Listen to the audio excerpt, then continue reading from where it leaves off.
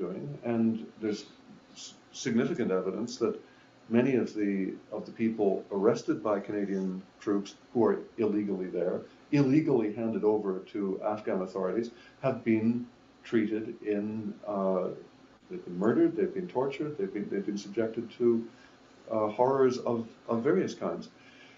So that I think the degradation of international law is, I think, a very key part of the war on terror. There's a very interesting commentary in the current issue of Harper's Magazine by a distinguished American lawyer, Scott Horton, who redescribes the war on terror as a war against legality.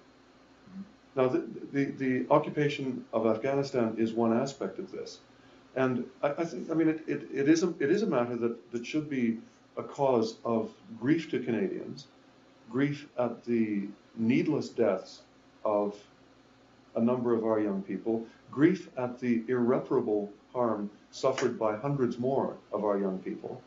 I'm thinking here of psychological harm as well as of the bodily wounds they've received.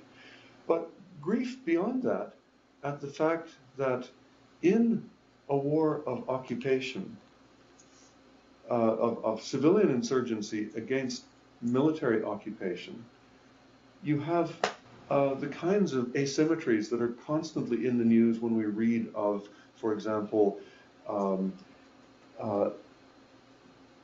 young men and women who are perhaps thousands of miles away guiding drone aircraft that are cruising around over Afghan airspace, mistaking a wedding celebration for a terrorist gathering, and directing 250-pound or 550-pound bombs or missiles into the middle of wedding celebrations. You have routine stupidities of that kind. You also have routine acts of collective punishment and violence against civilian collectivities of a kind that are expressly prohibited, again, by international law.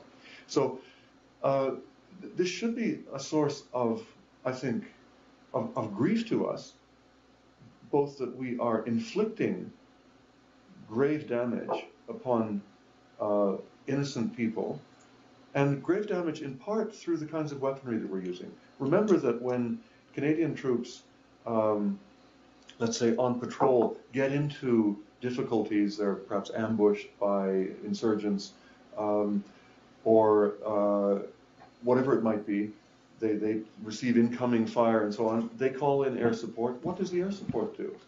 The air support hoses down an area, the area in question, with depleted uranium ammunition. Now, we know a great deal about the effects of depleted uranium ammunition. It amounts to a form of what we can unambiguously call nuclear warfare, because that stuff gets spread everywhere, and it does permanent damage to the population of the area against which this ammunition is used. Now, that is an inextricable part of the structure of our involvement in Afghanistan. And it's something that I think Canadians ought to find completely intolerable. Now, another aspect of this war against legality has to do with the degradation of our domestic legal structures.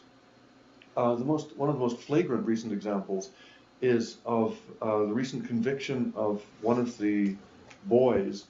I think he was probably 15 when he was arrested in 2006 as a putative member of the Toronto 18 terrorist conspiracy.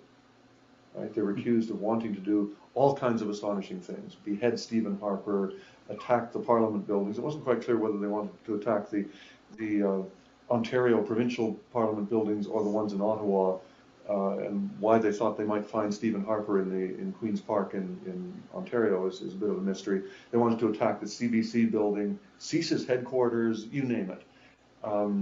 Now, setting aside the fact that that group was created by a highly paid government mole, we know a great deal. I've written about this at some length. We know a great deal about this mole. He received payments of something like $377,000 for his services in basically taking men and boys out for what they no doubt, most of them, all of them perhaps, thought were paintballing expeditions or camping weekends, which he was assiduously representing to his RCMP handlers as terrorist training camps. They had a second mole who was paid 4.1 million taxpayers' dollars, agricultural engineer, whose job was to assist in constructing the appearance that this group intended to deploy fertilizer fuel oil bombs, ammonium nitrate fuel oil bombs of the kind used by Timothy McVeigh against in the Oklahoma City bombing of 1995.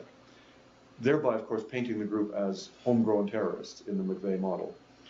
A third mole was paid an undisclosed sum. He's the one who apparently introduced the notion of to one or more of this hapless group of using ammonium nitrate fuel oil bombs. In other words, you have evidence of a very elaborate structure of entrapment. Now, beyond that, when I say degradation of law, you have the conviction of one of these boys in an Ontario court in September of this year.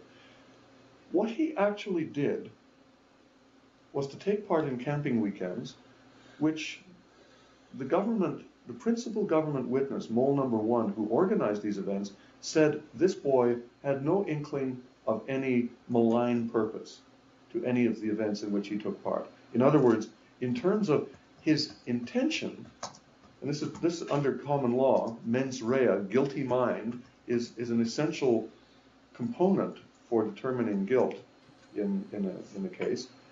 There was no question that he had any guilty mind, any mens rea at all whatsoever by the government's own witness. He was guilty of shoplifting because the government mole encouraged this boy. He said, the stuff we need for our camping expedition, we're not going to buy legally. Let's be adventurous. Let's get it illegally. You go shoplift, and he gave him effectively a shopping list. Now, I don't think any normal court in a normal time would find this boy guilty even of shoplifting. You might find the RCMP guilty of incitement to something or other, because that's what happened. Instead of which, you have the ludicrous spectacle of a boy whose life is permanently stained by the mark that he is a terrorist, and who may spend 10 years in jail for shoplifting. I'll give you another, just very quickly, another example that is perhaps equally bizarre. And this is of an American man, Karl Malaskiewicz Blaze, who was arrested by the Secret Service in 2000 for circulating what the Secret Service took to be offensive cartoons threatening harm to a man under the protection of the Secret Service, at that time Republican presidential hopeful George W. Bush. He wasn't yet his party's selected candidate. He went to trial for these cartoons, which I've seen. They're not particularly good cartoons. They're not especially offensive. One of them is provokingly prophetic in relation to the events of 9/11, because it portrays Twin Towers being hit by an aircraft and says George Bush is responsible for this kind of thing. So it's in a strange way perceptive. In any case, he was put away for 5 years in an American prison for this and subjected to forced psychiatric treatment. On getting out of prison, he came to Canada to seek refuge here, in effect, hoping he would find a place where he could have the freedom to voice his opinions, however obnoxious they might be to many people. And he was picked up by the Canadian Immigration Service and has been in detention for 18 months. And the evidence that's being used to hold him in detention is evidence cooked up largely by the Secret Service, and it is demonstrably corrupt and dishonest. Now, there you have simply two examples. One could supply many more, which are of course public knowledge in a major way. The Meher Arar case, in which you have the Canadian intelligence services deliberately supplying information to torturing agents in foreign countries to whom our citizen has been renditioned with the knowledge and complicity of Canadian government agencies. In other words, we were complicit, quite clearly, and that's been acknowledged by the O'Connor report. We were complicit in the torture of Maher Arar, and equally so of several other people who have been renditioned in the same way. The case of Omar Khadr, the last one I'll mention, is perhaps still more grievous, of a 15-year-old accused of being a child soldier. There's very good evidence that he wasn't, that he was a child victim of American Special Forces, and that whoever threw the grenade that killed an American soldier, it wasn't in all likelihood him, and the Americans know it wasn't him. And our own government shamefully refuses to act to prevent the kangaroo court illegalities to which he has been exposed. And indeed, the previous Liberal government sent CSIS and Foreign Affairs officials down to Guantanamo Bay to interrogate him in defiance of international law, in defiance, therefore, of Canadian law. So we have a degradation of legality and an almost systematic pattern of law-breaking behavior on the part of our governments. Yeah, so this idea of the Canadian dimension of the war on terror, underneath this is the question, well, what exactly is Canada? Is Canada a sovereign country, or is Canada essentially a colony of the United States? Do we have real self-determination in our country, or are we simply a satellite of another power, culturally, economically, even now politically? And certainly Omar Khadr in Guantanamo Bay in Cuba is a symbol that Canada really isn't exercising its sovereign identity, its sovereign personality. Over the course of the election, there was a good deal of exchange and ideas about what might we do to help politicize the apparent disparity between the official conspiracy theory and the available evidence. How can we bring this out? How can we engage the political system when there seems to be so much stonewalling of the mainstream media? We see it within the universities. We've talked about it within the universities, and even within our own political parties. The people who are supposed to represent us just don't want to talk about this subject. It gets to this taboo. So how do we engage our political institutions? Surely, for instance, the government of Canada, 24 Canadians were killed in the Twin Towers. How many Canadians were killed in the Air India event, for instance? When Canadians are killed, no matter where they are killed in the world, don't we want our own officials to look into what happened? When an individual is killed in Mexico, a single individual, I recall a lot of reports about it. What a scandal! What a betrayal by our government that we don't have an investigation into those 24 Canadians who were killed and our own way of viewing it.